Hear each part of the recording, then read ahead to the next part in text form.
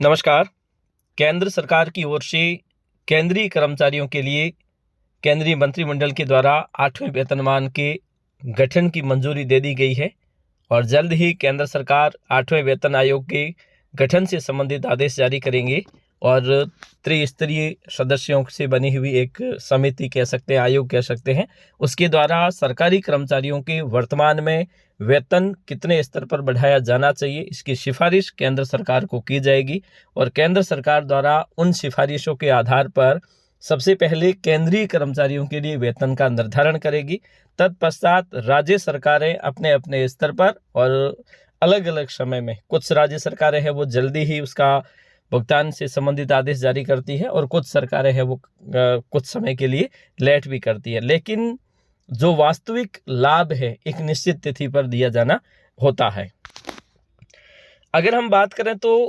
8वें वेतनमान का लाभ है वो केंद्रीय सरकार के कर्मचारी या फिर जो सरकारी कर्मचारी चाहे वो राज्य स्तर के हो, उन्हें कब से मिलने वाला है, यानी कि जो वास्तविक लाभ है वो कब से मिलेगा और कितना समय लग सकता है मैक्सिमम किसी भी सरकारी कर्मचारियों को 8वें वेतनमान का लाभ मिलने तक। जैसा कि आप सबको पता होगा कि केंद्र सरकार जो वेतनमान यानी कि वेतन आयोग का गठन करेगी, उसके बाद में केंद्र सरकार को इसकी रिपोर्ट आयोग के द्वारा दी जाएगी। तत्पश्चात अगर हम पिछले आयोग की बात करें, अगर 7वें वेतन आयोग की बात करें या फिर 6ठे वेतन की आयोग की बात करें, तो मैक्सिमम ये मान के चलिए कि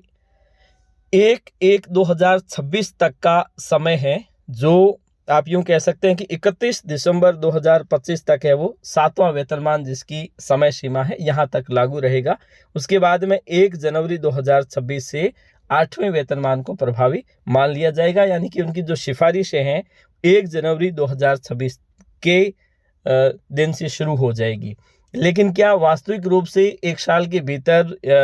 ये सारी प्रक्रिया होकर और सरकारी कर्मचारियों को इसका लाभ उसी तिथि से दिया जा सकता है? तो ऐसा बिल्कुल भी पॉसिबल नहीं है और न ही पिछले वेतन आयोग के द्वारा इस प्रकार का कार्य है वो द्रुत गति से हुआ है। हाँ, यूं कह सकते हैं कि इसका वास्तविक लाभ तो 1 जनवरी 2026 से दिया जाएगा, लेकिन इस दरमियान